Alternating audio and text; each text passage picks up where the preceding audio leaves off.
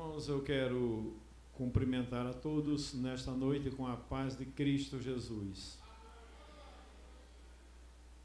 Eu quero louvar a Deus pela sua vida que está aqui hoje.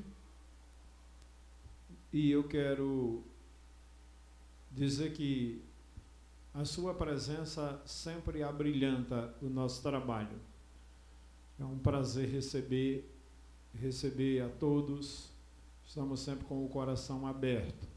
Antes da gente pregar, eu tenho uma palavra para trazer sobre, glória a Deus, sobre a escola bíblica dominical. Hoje eu deveria estar aqui para lecionar a escola bíblica dominical. Nós iniciamos hoje uma nova turma de discipulado, aula de preparação para o batismo. Estamos com 10 alunos e o Felipe começou hoje. Dos 10 vieram apenas 6 e a gente está procurando saber a razão de algumas pessoas não estar na igreja. E está sendo exatamente isso que o presbítero Fábio falou, esse surto de enfermidade. O presbítero Marcos estava dizendo: pastor, a Maria não veio hoje, a esposa dele, porque está enferma. Para os irmãos terem uma ideia, hoje pela manhã cedo eu não pude vir para a escola dominical, porque eu precisei levar a Lessie na emergência, porque ela está em casa com o olho totalmente inchado e vermelho, e o médico identificou 2 enfermidades. A minha neta estava internada até hoje com infiltração no pulmão, e a minha nora também está com infiltração no pulmão. E quando eu estava saindo para a igreja, o Samuel estava indo fazer um raio-x do tórax, porque também está enfermo. O único que escapou fui eu, graças a Deus, e a Priscila, que aproveitou com o marido para viajar, disse que ia chegar a tempo de vir para o culto, mas até a hora que eu saí de casa, eles ainda estavam na estrada. E assim tem muita gente. Nós fizemos quarta-feira passada um treinamento com um grupo de irmãos aqui da igreja, acredito que foi com 23, 24 irmãos. Começamos pela manhã e terminamos às 6 horas da tarde. Foi um intensivão para que a gente possa lançar mais uma vez o projeto de evangelização chamado Casas de Paz. Mas o povo saiu de lá de casa afogueado, incentivado pelo poder do Espírito Santo. E nós combinamos de termos alguns encontros virtuais também para a preparação do lançamento oficial de mais uma Casa de Paz. Mas nesse período a gente começou a receber: olha, eu não vou poder estar na igreja porque meu marido adoeceu. Pessoas que fizeram o encontro, que fizeram o treinamento com a gente. Então nós vamos orar, porque estamos vivendo nesse período doentio. E, sobretudo, eu quero pedir oração também pela situação que está acontecendo no Rio Grande do Sul. Esse pedido que o Gabriel fez de apoio é para ser enviado para o Rio Grande do Sul. Hoje eu recebi um vídeo, na verdade, do pastor Jaziel. Pastor Jaziel, ele é pastor da nossa igreja em Santa Catarina, e é o presidente do presbitério, que envolve tanto Santa Catarina quanto o Rio Grande do Sul. E tem um vídeo de um diácono da nossa igreja mostrando a situação e dizendo que 6 crianças, se não me engano, da nossa igreja estavam desaparecidas nessa chuvarada toda que está acontecendo lá. Então, irmãos, é tempo da gente orar, tempo da gente buscar o Senhor nosso Deus, para que Ele venha com misericórdia sobre nós. Eu quero convidar você nesta noite a abrir comigo a palavra de Deus em Mateus capítulo 28, mas voltando aqui para a escola bíblica dominical, enquanto você procura o texto de Mateus 28, versículo 18, eu quero te incentivar a estar presente na escola bíblica dominical.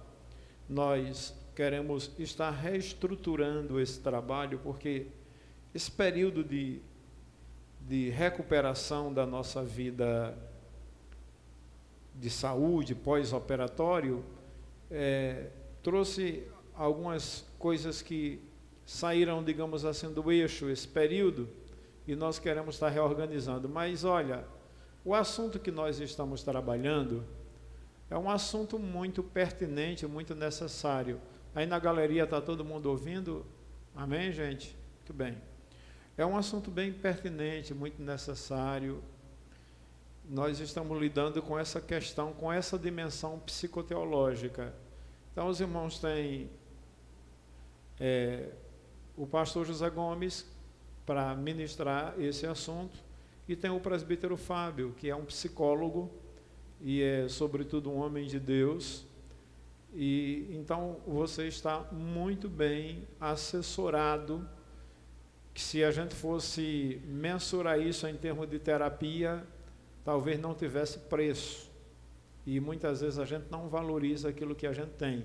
O assunto que o Fábio está terminando de abordar é sobre a ira, que é um assunto que é de importância demais para todo mundo. Então é importante que você esteja. Vamos estar no próximo domingo aqui, mesmo sendo o Dia das Mães, porque uma vez ao mês a gente para.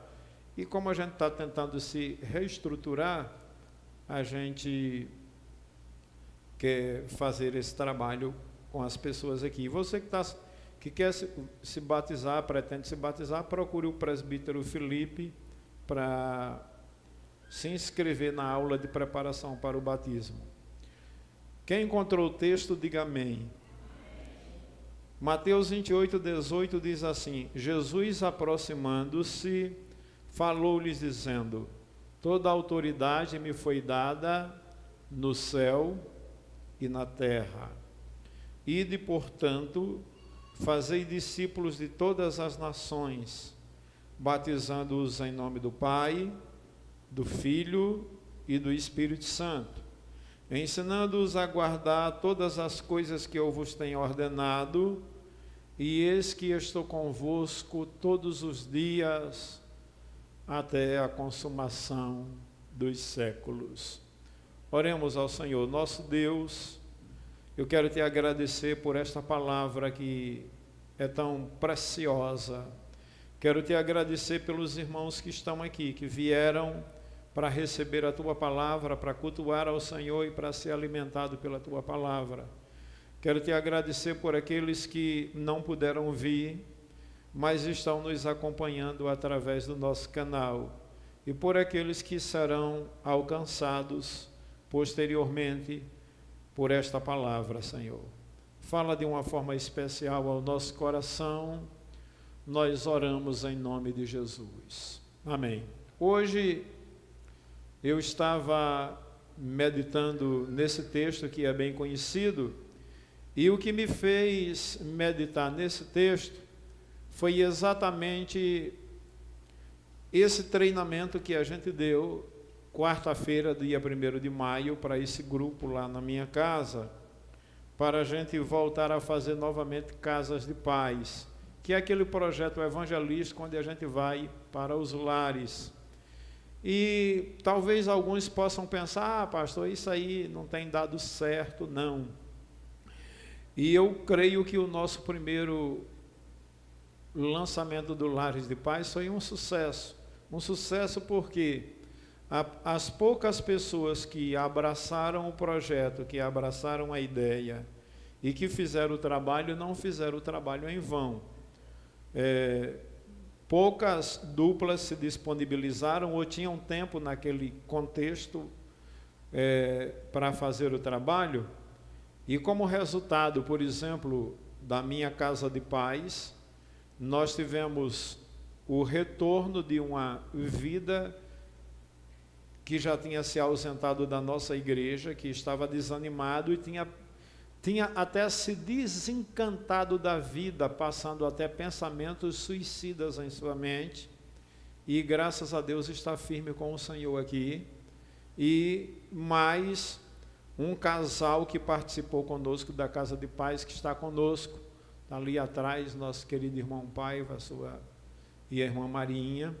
O trabalho que o presbítero Dedé fez foi um trabalho juntamente com outros irmãos, cuja semente foi lançada, e o presbítero Antônio Henrique, que fez Casa de Paz com uma família, e essa família inteira aceitou Jesus como Salvador e está servindo a Deus juntamente conosco aqui.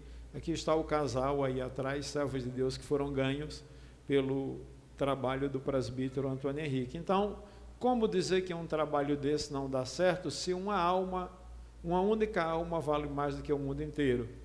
E dessa vez a gente conseguiu fazer quantas duplas, Gabriel? Tu se lembra? Eu acho que foram 11 ou 12 duplas que nós formamos agora.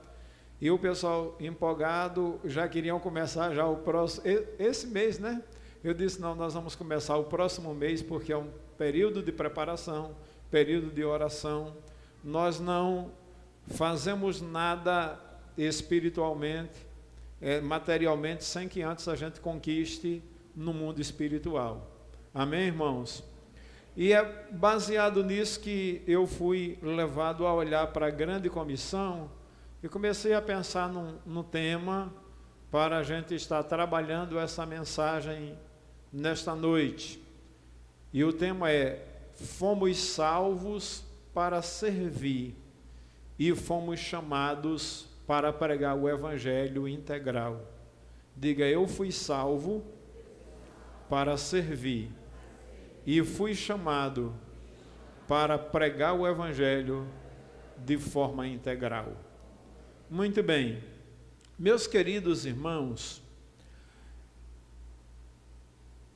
esse treinamento que nós demos para um grupo de pessoas, quarta-feira passada, ele foi motivado pelo projeto que nós apresentamos ao Conselho da Igreja há uns 12 meses, uns 3 meses atrás, no início do ano, na verdade, um projeto que é fundamentado em 4 pilares, e nós colocamos assim um tema geral: fortalecendo as nossas bases para o nosso crescimento sustentável. Como eu não passei o pendrive, esse projeto está aqui, por isso que hoje eu trouxe esse aparelho grande para estar ministrando. O primeiro pilar que nós estabelecemos é o pilar da família, porque a família é uma instituição divina e é a célula máter da sociedade. E a igreja é constituída de famílias. Se as famílias vão bem, a igreja consequentemente vai bem. E nós temos aqui no trabalho com as famílias o Aliançados para Sempre, que tem sido uma base muito sólida, uma das estruturas muito sólidas do trabalho com família. Mas nós pretendemos ainda esse ano realizar seminários, trabalhar mais profundamente com aconselhamento de casais, realizar eventos em família e investir no trabalho com crianças, que tem tudo a ver com família. A segunda base é exatamente essa, o evangelismo, que está aqui. E a primeira estrutura dessa base, primeira subestrutura, é aquilo que nós chamamos de lares de paz. Então nós estamos lançando esse trabalho Casas de Paz. Você que é da igreja e disse: pastor, eu não tive a oportunidade de fazer o treinamento, mas eu gostaria de me envolver, como é que eu faço? Eu te passo todas as orientações, te dou todas as instruções, e eu creio que você irá produzir frutos no reino de Deus. Terceira base que nós queremos trabalhar esse ano é o discipulado, que já está acontecendo em alguns setores aqui da igreja. Nós estamos com um discipulado que não é só para novos convertidos, mas para as pessoas que já se converteram, que já se batizaram e estão aprendendo alguns aspectos fundamentais do que é seguir a Cristo. Mas nós pretendemos ampliar esse trabalho de discipulado através de pequenos grupos e assim sucessivamente. E a outra base é a base da renovação espiritual, que nós começamos esse ano realizando o Pré no Jovem. Queremos realizar seminários de vida no Espírito Santo, encontro com Deus, mas lembrando que essa renovação espiritual é uma caminhada, é um caminhar diário com Deus que vai promovendo esse renovo em nossa vida. Feitas estas considerações iniciais, permitam-me voltar aqui ao texto, porque ao olharmos para esse texto de Mateus capítulo 28, e para ser mais preciso, ao olharmos para os 4 evangelhos, Mateus, Marcos, Lucas e João, nós percebemos que eles encerram sua narrativa com o desafio de levar a missão até os confins da terra, para todos os povos, para todas as nações. Por exemplo, em Mateus, Jesus desafia os discípulos a fazerem outros discípulos, batizando-os, ensinando-os e obedecendo a sua palavra. É isso que ele diz aqui nesse texto que nós temos lido.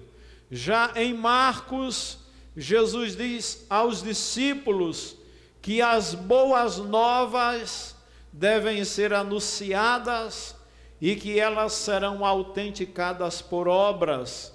Marcos capítulo 16, versículos 15 e 16, Jesus se aproxima dos seus discípulos e diz: ide por todo o mundo e pregai o evangelho a toda criatura. Quem crê e for batizado será salvo. Quem, porém, não crê será condenado. E estes sinais acompanharão aqueles que creem. Em meu nome expulsarão demônios, falarão novas línguas, imporão as mãos sobre os enfermos e eles ficarão curados. E se beberem alguma coisa mortífera, não lhes fará dano algum. E a Bíblia diz que os discípulos foram, e estes sinais os acompanharam.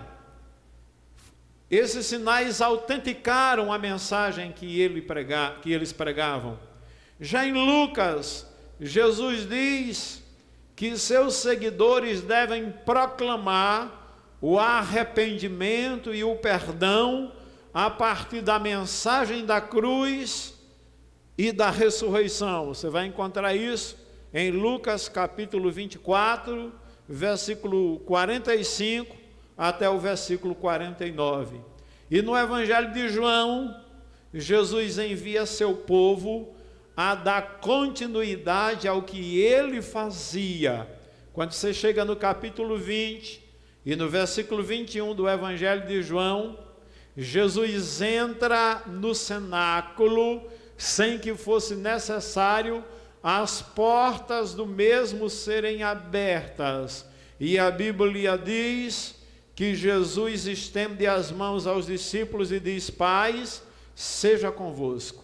Assim como o Pai me enviou, eu também vos envio a vós. E soprou sobre eles e disse: recebam o Espírito Santo. Então, quando você vai ainda para Atos dos Apóstolos, capítulo 1 e versículo 8, Jesus está reunido com os seus discípulos, prestes a ser assunto aos céus, e ele está transmitindo as últimas instruções aos seus alunos que, após a partida do Senhor, se tornarão apóstolos, estariam saindo para fazer a obra. Jesus diz: vocês não têm que se preocupar qual é o tempo em que Israel terá a sua restauração e se tornará politicamente independente do Império Romano ou de outros impérios, mas vocês têm que se preocupar em receber o poder do Espírito Santo que descerá sobre vocês, e sereis minhas testemunhas tanto em Jerusalém, como em toda a Judéia e Samaria e até os confins da terra. Então, Jesus incumbiu resumidamente a igreja para cumprir uma missão. Então, o que seria missão? A gente poderia definir missão como sendo toda a igreja levando o evangelho integral a toda pessoa no mundo todo. Então, meus queridos, e para isso a gente precisa ser cheio dessa compaixão do Senhor. Para que a gente seja uma igreja missional, a gente precisa ser cheio da mesma compaixão que encheu permanentemente a vida de Jesus de Nazaré, quando ele esteve aqui na terra realizando o seu ministério. Quando nós olhamos para a igreja de Atos dos Apóstolos, quando nós olhamos para a igreja primitiva, a gente vai perceber que a igreja de Atos foi uma igreja profundamente comprometida com a missão de pregar o evangelho.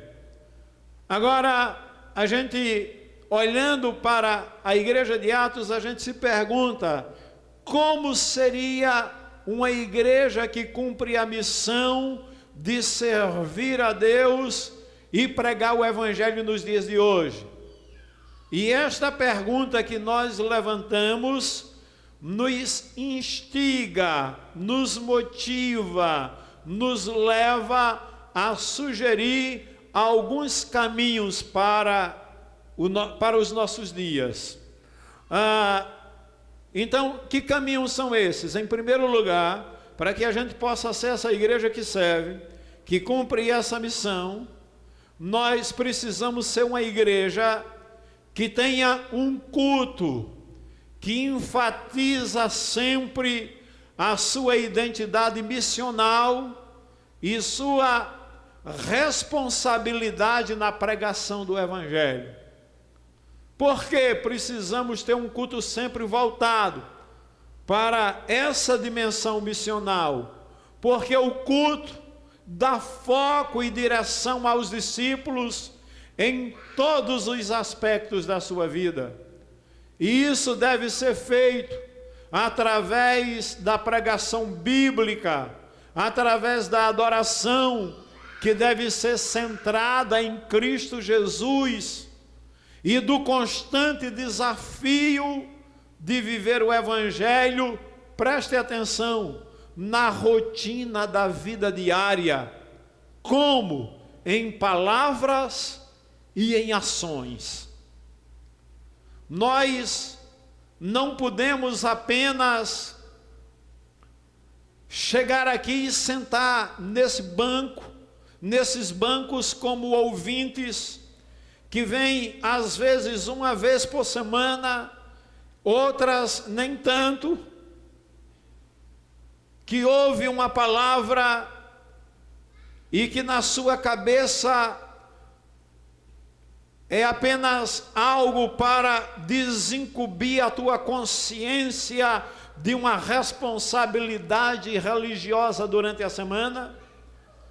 É tempo da gente sair do campo da teoria e encarnar esse projeto de viver o evangelho em toda a sua integralidade. Isso envolve a consciência de que nós fomos chamados, em primeiro lugar, para servir a Deus, e em segundo lugar, para servir o nosso próximo. Por isso que o nosso culto, não importa o tipo de pregação que a gente transmita, que seja doutrinário, que seja evangelístico, que seja missional, que seja exortativo, que seja consolador, a gente precisa compreender que toda a palavra de Deus é salvífica e que quem faz a obra, quem desperta esse desejo em nós é o Espírito Santo. Às vezes dentro de um contexto totalmente diferente daquilo que o pregador planejou. Os irmãos se lembram, e eu não vou contar porque o tempo não me permite, da história da famosa irmã Smith. Porque Deus não está limitado à beleza da minha oratória e da minha retórica, a capacidade de eu transmitir com facilidade a mensagem do Evangelho. Deus não está impressionado com essas coisas, mas Ele está olhando para a sinceridade do meu coração.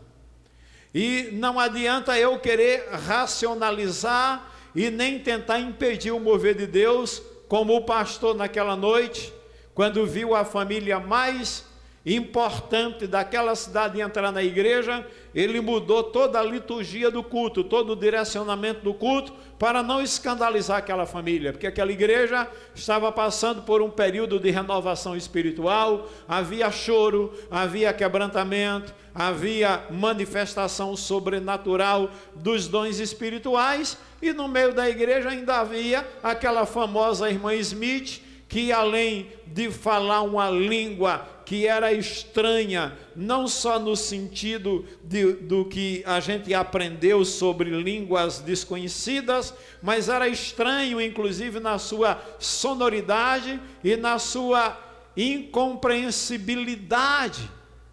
Nós não conseguíamos entender e parecia mais o barulho do motor de uma lancha pifando, e como que se não bastasse, ela ainda saía dançando no espírito no meio do povo.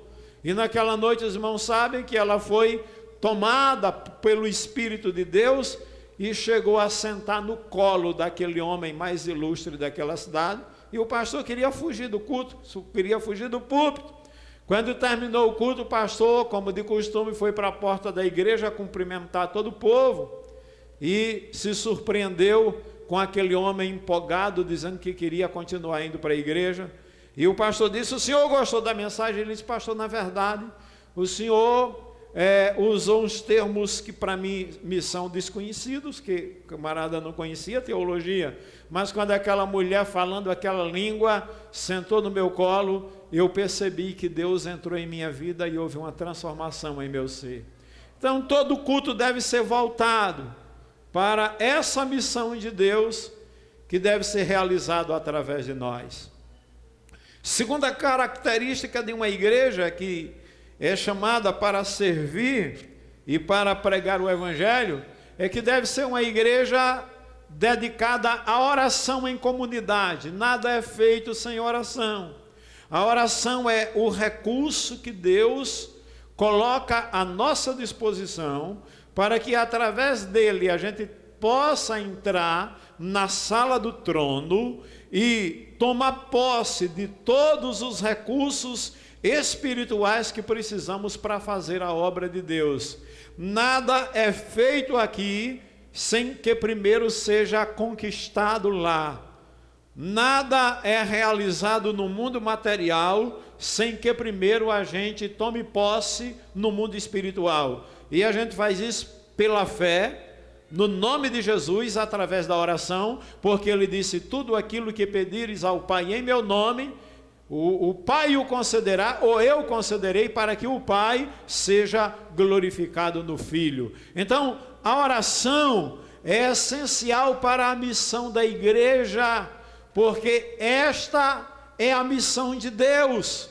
Nós sabemos disso, mas nossa tendência humanista é depender dos nossos próprios recursos, dos nossos métodos, e priorizar o planejamento, esquecendo muitas vezes que a oração é muito mais importante.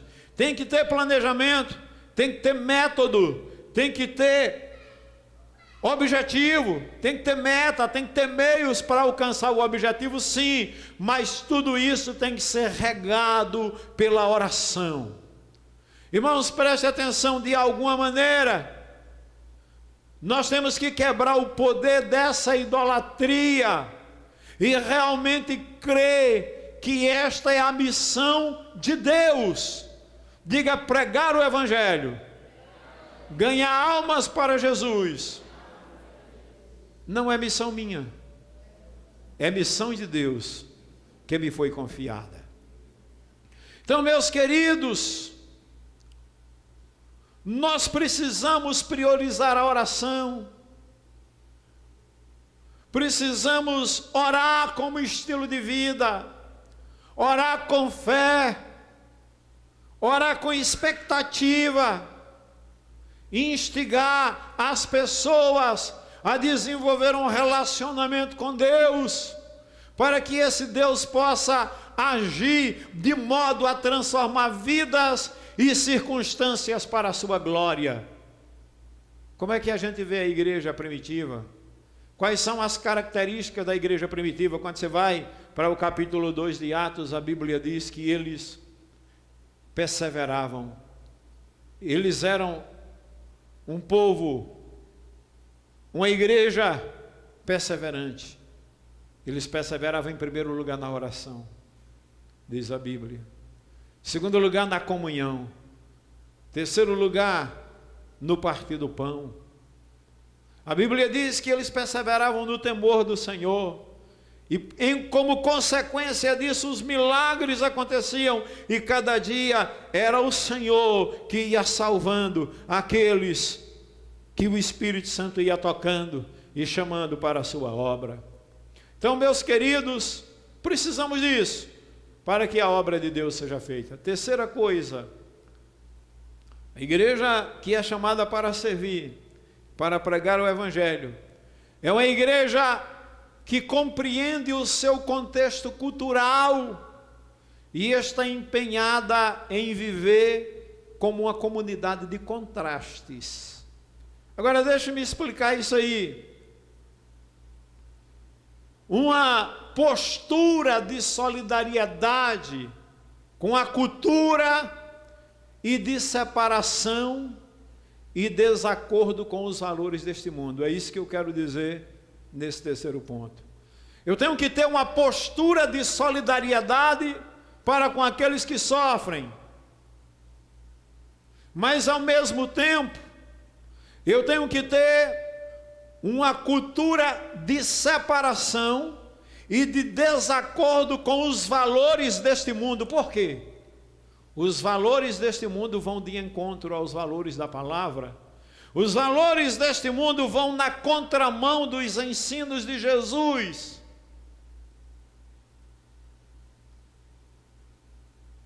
É aquilo que John Stott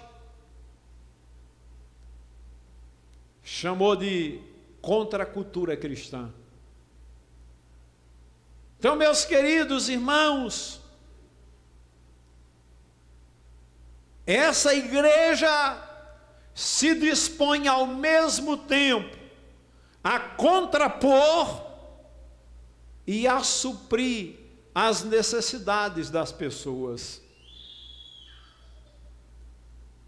É por essa razão que eu venho lutando durante algum tempo para colocar em ação o nosso projeto social, que nós chamamos de Espaço Vida Renovada. Aliás, deixa-me aproveitar para dizer para os irmãos que eu consegui esses dias uma oferta de R$12.000 para comprar o ar-condicionado, um dos ar-condicionados que a gente precisa, e eu corro atrás mesmo, e graças a Deus essa oferta já foi colocada na conta da igreja, e amanhã nós já estaremos comprando à vista o ar-condicionado, para que a gente possa estar assim, melhorando esse espaço, e ser essa igreja relevante na sociedade. Mas não deixe de trabalhar e de ofertar, porque ainda falta muito para fazer. Então, dentro de nossa realidade, nós estamos dando os primeiros passos. O que é que nós estamos fazendo aqui para os irmãos que não estão acompanhando? Pelo menos curso de violão. Depois queremos fazer uma sala exclusivamente para os cursos de música, enchendo ali de notas musicais e de todos os instrumentos que a gente puder ir adquirindo. Eu olhei para um trabalho que é feito na IBC, uma boa parte desse material estou extraindo de lá, IBC, que é liderada pelo pastor Armando Bispo. Eles fazem um trabalho extraordinário. Dentre as muitas coisas que eles realizam ali, tem um trabalho que eles fazem que é celebrando a restauração. E esse trabalho é um trabalho que reconhece as dores presentes no mundo e oferece um lugar de apoio.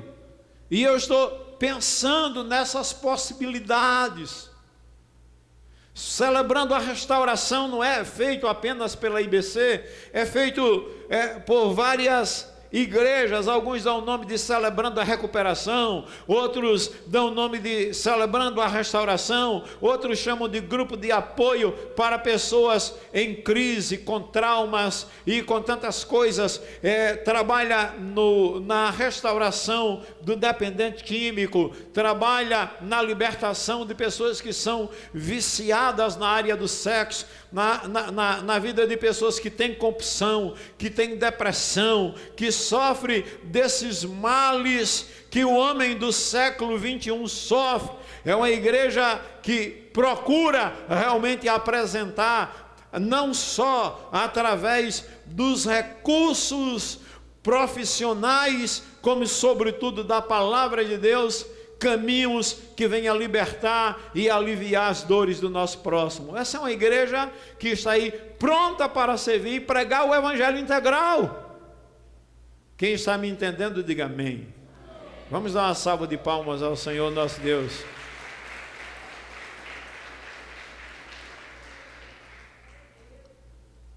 E em quarto lugar, essa igreja que serve, essa igreja que prega um evangelho integral, tem que ser uma igreja que compreendeu o seu chamado na rotina diária da vida e que está comprometida com a proclamação do evangelho. O que é isso que o Senhor está dizendo, pastor?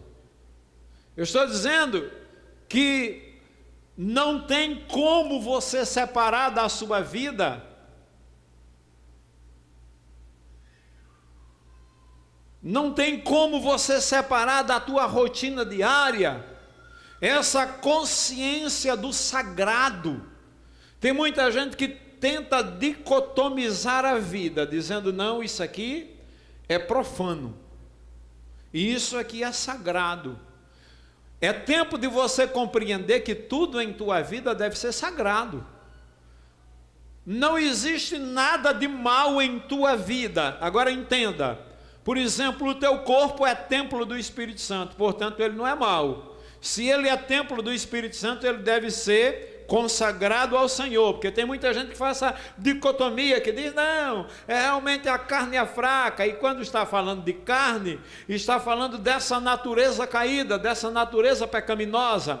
Mas o que eu estou querendo dizer é o seguinte, que no momento que a vida de Deus entrou em minha vida, e o Espírito Santo me selou, me dando a garantia e testificando em meu espírito que eu sou filho de Deus, tudo se fez novo em minha vida, de tal maneira que eu não tenho nenhum prazer na prática do pecado, eu não tenho tempo para anedotas, para piadas imorais, eu não tenho tempo para viver a vida de pecado. Tudo em minha vida é culto. Se eu estou dirigindo o meu carro, eu particularmente dirijo todos os dias o meu carro e estou orando mesmo em alta voz, e daqui a pouco eu começo xarabacanta labachurianda lamaia e fico meia hora. Aonde eu vou, o sinal de trânsito para, às vezes o pessoal olha para mim, porque eu baixo o vidro também, as lágrimas estão caindo, eu aproveito para dizer, Jesus te ama, Ele tem um plano na tua vida, o melhor de Deus para a tua vida foi materializado na cruz do Calvário, quando Jesus morreu pensando somente em te alcançar. E às vezes as pessoas ficam olhando para mim assustado, ou achando que eu estou doido, ou que eu estou muito empolgado. Às vezes, quando quero chamar a atenção de alguém, né, de uma outra forma, fechou o sinal, eu baixo o vidro do carro e começo, em ti confiarei, ainda que a luz do sol, tirei alto, venham se apagar, creio em ti, tens um milagre para mim, em ti confiarei, se os homens falharem, não temerei,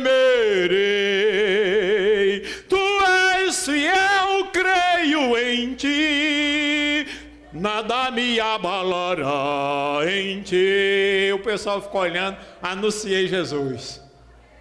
Mas não é só isso. No teu lar, dando atenção ao teu filho, brincando com o teu filho, beijando o teu filho, rolando com ele, parando tudo o que você está fazendo para olhar a nota que ele está te apresentando da prova, como resultado da prova, parando para elogiar aquele rabisco, aquele desenho que ele fez da família dele, abraçando o seu filho e a sua filha, dizendo: você é especial, você está cultuando a Deus, você está vivenciando o sagrado. Meus queridos, dessa forma você está vivendo esse projeto de Deus, sendo essa igreja. É o testemunho da igreja através de cada um de nós, e cada um dos seus membros espalhados na sociedade, no seu ambiente de trabalho, na família, na escola, nos tribunais. É o senhorio de Jesus encarnado na vida e a fé compartilhada de maneira simples e espontânea no dia a dia. E você faz isso através de quê? Através de palavras, mas também através de ações. Sabe o que é que Jesus diz sobre isso, irmão Domingos? Jesus diz que você deve amar quem te odeia, que você deve orar por quem te persegue, que você deve caminhar 2 milhas quando alguém quer ir contigo 1, que você deve dar a túnica quando alguém quer a tua capa, que se alguém te ferir na face, dê o outro lado, que você não deve resistir o mal, mas pagar o mal com o bem. E Paulo vai dizer que se teu inimigo tiver fome, dê de comer, se tiver sede, dê de beber, que fazendo isso você vai amontoar brasas vivas sobre a cabeça dele. E Jesus completa dizendo: para que os homens vejam as vossas boas obras e glorifiquem o vosso Pai Celestial. Como é que os homens veem as nossas boas obras? Somente através das nossas palavras? Não, é através das nossas ações. Jesus está dizendo que mesmo que o camarada lá da tua rua, presbítero Helder, não goste de você, mas ele é obrigado a ver que você é um homem que ajuda o seu próximo. E mesmo sem querer, ele diz: tem alguma coisa de diferente na vida desse homem, e eu tenho que reconhecer que é Deus. Colocar brasas vivas na cabeça da pessoa, é uma pessoa que te fez mal e você pagou com o bem, e a pessoa fica com a consciência pesada. Como é que pode? Eu desejei tanto mal para essa pessoa, e na hora que eu mais precisei, quem menos eu esperava foi exatamente ele que veio e me ajudou. Vamos aplaudir a Jesus por isso, irmãos. É encarnando no nosso dia a dia a vida de Deus, a vida e a fé, que você vai compartilhar de maneira simples, de maneira espontânea no dia a dia, em palavras e em ações. Então veja bem, os cultos e os grupos de relacionamento buscam continuamente apoiar os cristãos em seu chamado no mundo, através da oração, através do encorajamento, através do apoio nas dificuldades. Eu estava falando sobre isso, que às vezes na igreja, talvez você que vem apenas no domingo, na quinta-feira ou no outro dia, ainda não conseguiu se encontrar, se sente sem identidade. É nos pequenos grupos da igreja que a gente vai desenvolvendo esses relacionamentos mais profundos. E ao desenvolver esses relacionamentos profundos, e ao anunciar o Evangelho, servindo ao Senhor com alegria de alma e anunciando que Jesus é bom, a gente se reúne no templo para a celebração com todos os grupos, adorando aquele que nos confiou uma missão de transcendental, de elevada importância.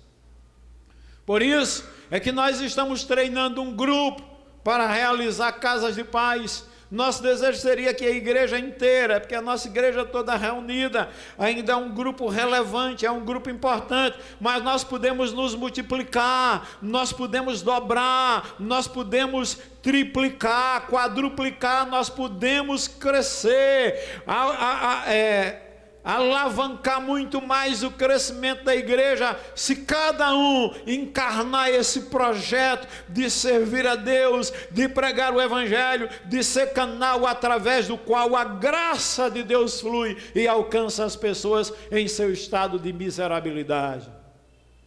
Amém, irmãos? Quinto lugar, para que a gente cumpra esse projeto, a gente precisa ser uma igreja profundamente envolvida nas necessidades de sua vizinhança e do mundo. Uma igreja relevante no bairro. Aí eu estou pensando agora numa igreja, numa denominação, vamos pensar assim, não na estrutura física, mas num povo que se reúne no determinado bairro, que pode ser numa estrutura como a nossa, pode ser num colégio, pode ser num galpão, num salão alugado. Ela tem que ser uma igreja que esteja profundamente envolvida nas necessidades de sua vizinhança e também do mundo. É fácil isso? Não. É desafiador? É difícil? Às vezes é desgastante demais, é constantemente desgastante. Mas a igreja que age dessa maneira é uma igreja que manifesta atos de amor em favor dos necessitados. Esses atos de amor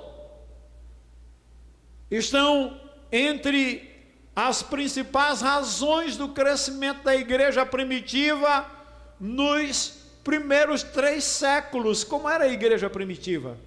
A Bíblia diz que eles não olhavam os seus bens como sendo propriamente seus. Eles tinham tudo em comum. Eles pegavam tudo aquilo que eles possuíam e entregavam aos pés dos apóstolos para suprir a necessidade das outras pessoas. Tem algumas pessoas hoje que vão para as redes sociais e se deixam influenciar por uma série de coisas. A gente precisa ter muito cuidado com aquilo que a gente vê, com aquilo que a gente ouve nas redes sociais. Grupo de pessoas contra o ensino da mordomia cristã, e quando eu falo de mordomia cristã, eu estou falando dessa dimensão do contribuir com a obra de Deus, com dízimo, com oferta, esquece da lei da semeadura e da ceifa. Se você for para o Novo Testamento, Antigo Testamento era dízimo, o Novo Testamento era tudo. Se a gente for cumprir o Novo Testamento, nada do que eu tenho é meu, então vou lançar tudo. Ananias e Safira, Atos capítulo 5, tentaram mentir, venderam uma propriedade e combinaram entre si, olha, vamos dizer aos apóstolos que a gente vendeu essa propriedade por uma quantia X. Mas era mentira, eles tinham vendido por uma quantia Y. Eles poderiam ter ficado com todo o dinheiro? Poderia. O problema é que eles chegaram e mentiram. Sabe o que foi o resultado disso? Morreram, caíram duros. E Pedro disse agora, primeiro o camarada, não estou bem lembrado se foi a mulher que morreu primeiro ou foi o homem. Depois o outro chegou, foi o homem que morreu primeiro, né? Depois chega a mulher com a mesma mentira e diz, está aí, as mesmas pessoas que levaram o corpo do teu marido te levará também. Isso gerou temor. Imagine, irmãos, nós vamos ver que essa igreja crescia porque era uma igreja que se solidarizava com o próximo, com a dor do próximo.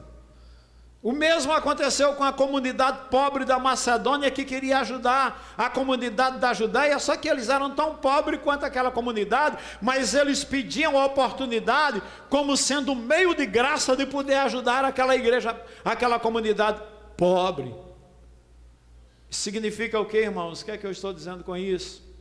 Que nossas palavras precisam ganhar corpo através da misericórdia e da justiça.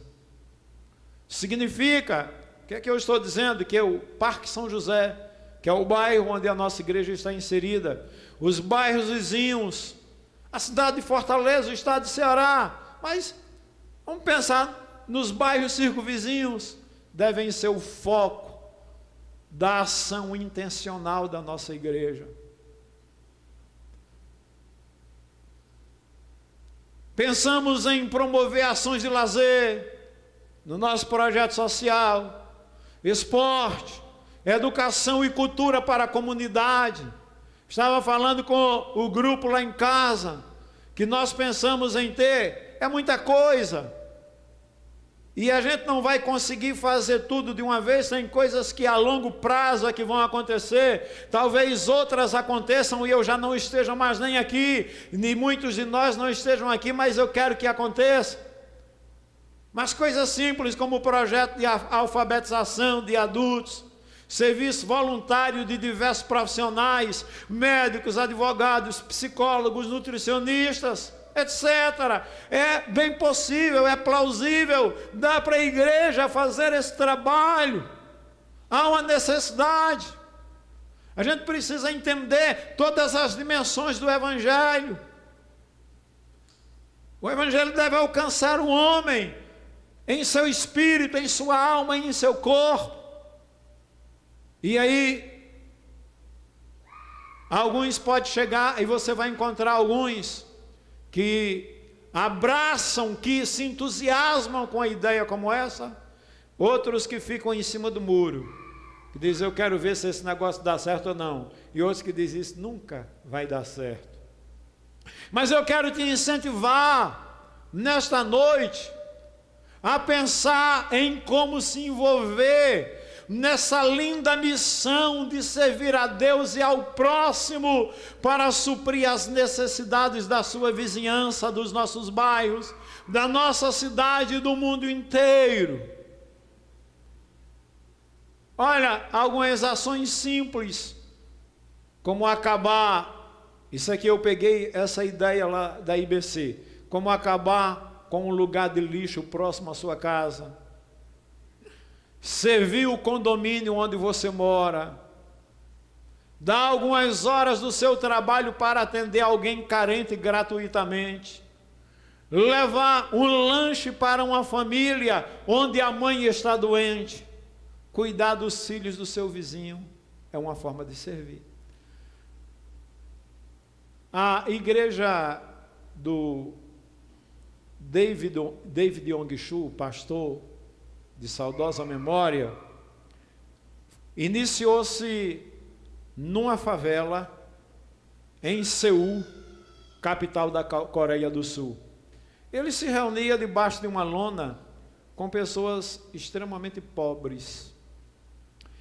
E na Coreia do Sul, eu não sei como é que estão as coisas agora, eu precisaria dar uma atualizada, mas na época em que esse livro foi escrito, as mulheres eram consideradas inferiores. Tanto é que uma mulher, ela não poderia, se ela fosse internada, ela não podia ficar no andar do hospital superior aos homens, elas tinham que ficar em um andar inferior. E Deus colocou no coração do pastor David Yong-Chu um projeto de trabalhar em pequenos grupos com as mulheres. E isso porque ele tinha tentado com os homens, com os líderes da igreja, e todos eles colocaram obstáculos muito grandes, e Deus o mandou falar com as mulheres. E até que Deus lhe deu a estratégia de como ele deveria fazer, e as mulheres conseguiram fazer um trabalho extraordinário. E a igreja em Seul foi crescendo e se tornou a igreja mais importante daquela cidade, tendo na época, mais de 1 milhão de pessoas que imagina 1 milhão de pessoas que se reúnem num único lugar. Mas as dificuldades vieram, só que eles estavam ali para viver o evangelho na integralidade, ajudando uns aos outros. E eu contei esse testemunho aqui alguns dias atrás, e a igreja lá se endividou. que o pastor, seguindo a orientação do Espírito Santo, foi fazendo algumas coisas que, na ótica humana, era inviável. E havia alguns líderes também que, ao invés de ajudar, faziam era criticar. E alguns que podiam ajudar, não ajudavam, porque muitas vezes entregar o teu dízimo não significa fazer mais do que a tua obrigação. E, além do dízimo, é um ato de fé. Entregar o dízimo é um ato de obediência, e além do dízimo é um ato de fé. E é um ato de amor por um projeto da igreja.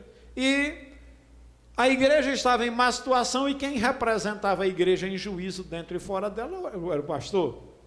E o pastor estaria sendo processado, até que houve um movimento dos irmãos que era salve a nossa igreja. E uma das ideias seria que o povo se reunisse para apresentar algumas ideias de arrecadação. Quando de repente se levantou uma mulher, levando consigo um prato, um garfo e uma faca, e disse: pastor, isso aqui é tudo que eu tenho, e eu gostaria de ofertar para ajudar a nossa igreja a sair dessa situação difícil e a continuar ajudando a nossa comunidade, obviamente, fazendo esse trabalho bonito que a nossa igreja faz. E o pastor ficou com o coração partido, quebrado, porque ele sabia que aquela mulher era muito pobre e ela não tinha outro prato e ela não tinha outro talher para comer. Aí o pastor disse: irmã, eu não posso aceitar a sua oferta. E aquela mulher começou a chorar e disse: pastor, não faça isso, não rejeite a minha oferta. Isso é tudo que eu tenho, pastor, de fato, mas isso não é nada diante de tudo aquilo que o meu Senhor fez por mim. Eu almoço, eu como as minhas refeições em cima de um jornal e com a minha mão, pastor, mas aceite a minha oferta. E naquele lugar tinha um milionário, na verdade um grande empresário, que disse: eu compro esse prato dessa mulher e esse talher por algo em torno, digamos, de $1 milhão. E a partir daí desencadeou uma unção de Deus para abençoar a igreja e abençoar aquela comunidade. Quando você lança uma semente de fé, quando você encarna esse desejo de servir, de ver a obra de Deus sendo feita, a Bíblia diz que os céus se abrem e a bênção de Deus se manifesta na vida do povo que se entrega sem reserva nas mãos do Senhor.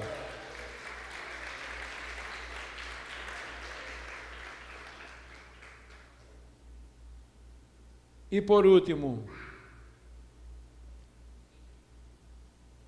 a gente precisa ser uma igreja que tenha pessoas bem treinadas, pessoas que entendam a importância de se reunir em pequenos grupos e que procura fortalecer os seus participantes. Nesse treinamento que nós demos, a gente apresentou alguns vídeos sobre como deve ser uma igreja acolhedora. Foram 10 vídeos de 1 minuto a 50, de 50 segundos a 1 minuto, e cada um desses vídeos era sorteado uma pessoa para comentar as partes que mais chamaram a atenção e apresentar sugestões de como igreja, como a gente pode fazer para melhorar a nossa realidade. E nós, como líderes, precisamos multiplicar os valores da missão através da nossa própria vida, porque agindo assim, influenciaremos os outros, influenciaremos o nosso próximo. O maior desafio de cada um de nós, principalmente nós líderes, é multiplicar líderes através do envolvimento nos trabalhos e manter a missão no centro dos encontros dos pequenos grupos. Para concluir a nossa mensagem, Jesus diz aqui em Mateus capítulo 28, versículo 18, que o alvo da missão é fazer discípulos. E discípulo é um aluno cuja vida é a manifestação da reprodução do seu mestre. Em Marcos capítulo 16 e versículo 15, Jesus diz que o alcance dessa missão é o nosso bairro, a nossa cidade, o nosso estado, a nossa nação e o mundo inteiro. Em Lucas, capítulo 24, Jesus diz que nessa missão nós temos uma mensagem a anunciar, que Cristo morreu e ressuscitou para nos salvar no aspecto espiritual, emocional e físico. E em João, capítulo 24, João capítulo 21, 20, versículo 21, Jesus diz que nós recebemos o Espírito Santo, através do qual nós somos anunciadores da paz. Em Atos capítulo 1, versículo 8, ele diz: não se preocupe se você não tem uma boa formação teológica, se você não tem um profundo conhecimento bíblico, porque você tem um poder explosivo dentro de você, que virá através do Consolador. Ele será o agente que te capacitará nessa missão, e você terá condição de cumprir o Evangelho, que envolve todas as dimensões do ser e do servir o ser humano em todas as suas necessidades. Se está precisando de palavra, vai receber palavra. Se está precisando de oração, vai receber oração. Mas se está precisando de feijão e arroz, é feijão e arroz, porque essa pessoa precisa estar com o bucho cheio para poder viver e entender que a missão da igreja é uma missão que se preocupa não só com o espiritual, mas também com o social. Que Deus nos abençoe e que Cristo nos desperte para realizar esse trabalho para a glória do seu nome. Vamos ficar em pé em nome de Jesus.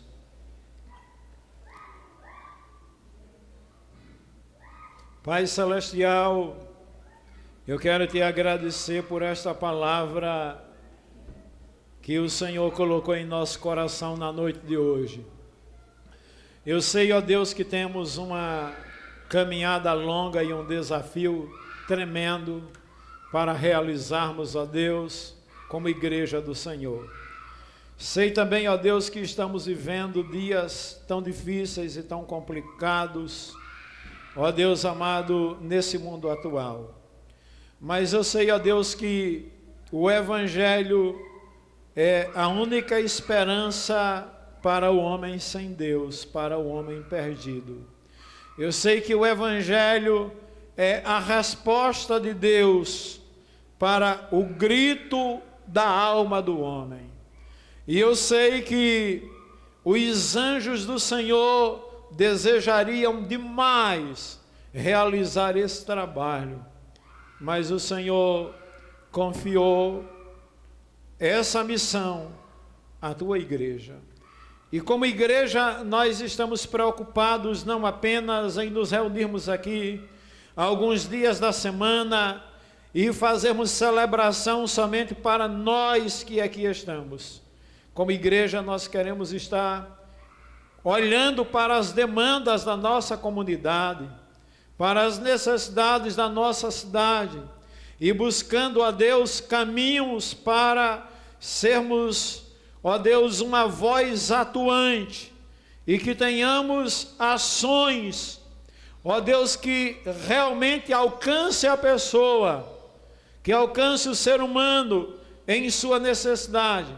Queremos ser essa igreja que traz dignidade ao ser humano, essa igreja que não espera apenas pelos órgãos governamentais, que não espera apenas pelos políticos, mas que cumpre a sua missão. E nós queremos entender, Senhor, que não importa onde estejamos, se na periferia ou se no bairro mais elevado de nossa cidade, nós precisamos entender que temos um Deus que é o dono da prata e que é o dono do ouro, que é um Deus que supre cada uma das nossas necessidades em glória por Cristo Jesus, e que todas as vezes que nós nos doamos, que nós investimos, que nós lançamos a semente, ó Deus amado, essa semente morre e ela vai crescer, e ela vai multiplicar, e ela vai produzir a 30, a 60 e a 100 por um. É isso que diz a tua palavra. Portanto, Senhor, venha nos despertar para a pregação do Evangelho, venha nos despertar para essa dimensão que o Senhor confiou à igreja. Senhor, tem tantos movimentos que são considerados seitas, que estão fazendo muito mais do que aqueles que afirmam que tem a tua palavra e que tem o Espírito Santo. Vem tirar-nos da nossa letargia espiritual, do nosso comodismo, do nosso nominalismo, ó Deus amado, e vem dar uma chacoalhada em cada um de nós, que essa igreja se torne uma igreja que faz a diferença neste lugar, que faz a diferença nessa cidade, que age, Senhor, desperta corações daqueles que têm, daqueles que não têm, daqueles que podem e daqueles que não podem na perspectiva humana, mas desperta o coração e a fé para que esse povo diga: eu quero poder servir, eu quero doar parte do meu tempo,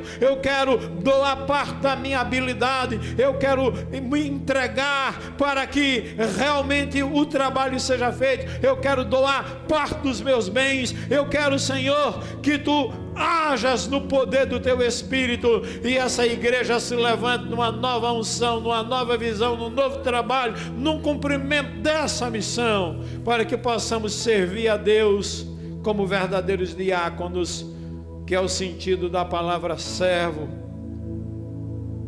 que serve a Deus, servindo ao próximo e anunciando o Evangelho. Ouve nossa oração, atende o nosso clamor.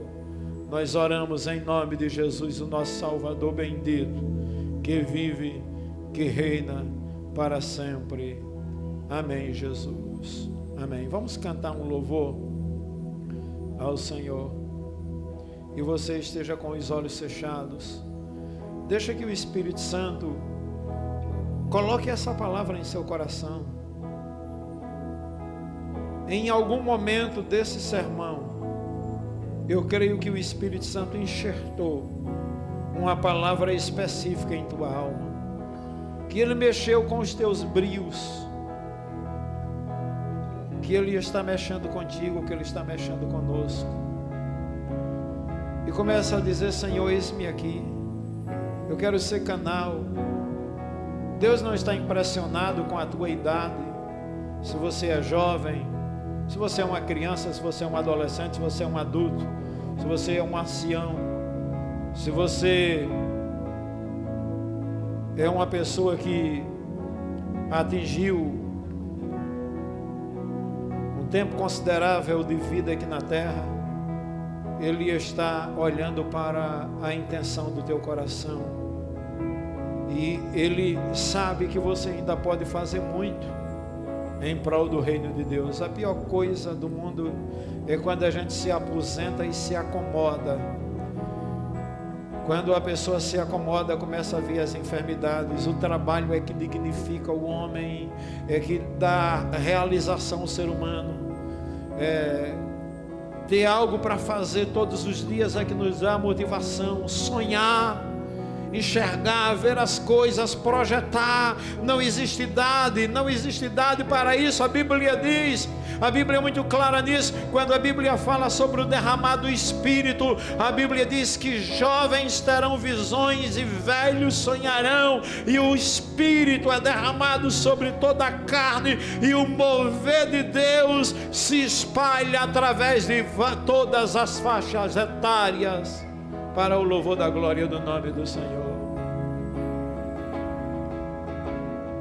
Glória a Deus. Portanto, abra seu coração na presença do Senhor. Eu não vou parar, a estrada é muito longa, vou continuar, mesmo em meio a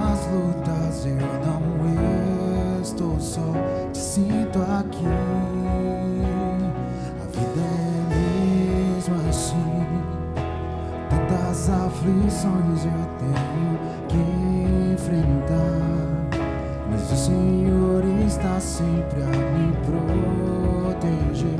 Te sinto aqui. Quando o vento sopra contra mim, os problemas tentam me abater, eu me lembro grande eu sou, me enviou.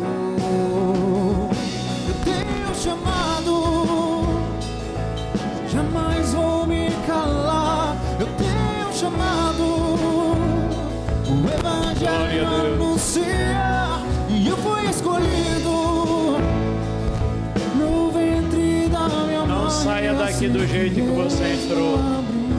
Saia com um propósito firme e usar os dons e talentos que Deus te deu em prol do reino. As aflições eu tenho que enfrentar, mas o Senhor está sempre a me proteger. Te sinto aqui. Quando o vento sopra contra mim, os problemas tentam me abater, eu me lembro grande eu sou, me enviou. Eu tenho chamado, jamais vou me calar. Eu tenho chamado, o Evangelho anunciar, e eu fui escolhido no ventre da minha mãe. Eu sei que Deus, Que você pode fazer e que não está fazendo. há muito pra fazer. Não tranque os ouvidos para aquilo que Deus está cobrando de você. Há muito a ser feito no reino. Eu tenho chamado, Há muito a ser feito na obra. Eu tenho chamado, o Evangelho anunciar, e eu fui escolhido no ventre da minha mãe. Eu sei que Deus não abre mão de mim. Use a sua profissão para a glória de Deus. Use seus dons e talentos para glorificar o Senhor. Eu tenho chamado, Deixa que Deus te use. e eu fui escolhido. Não importa qual a dimensão, o teu trabalho tem uma recompensa diante de Deus. Eu sei que Deus não abre mão de mim, não. Tenho chamado. Aleluia. Pode sentar, irmãos. Avisos antes da gente encerrar.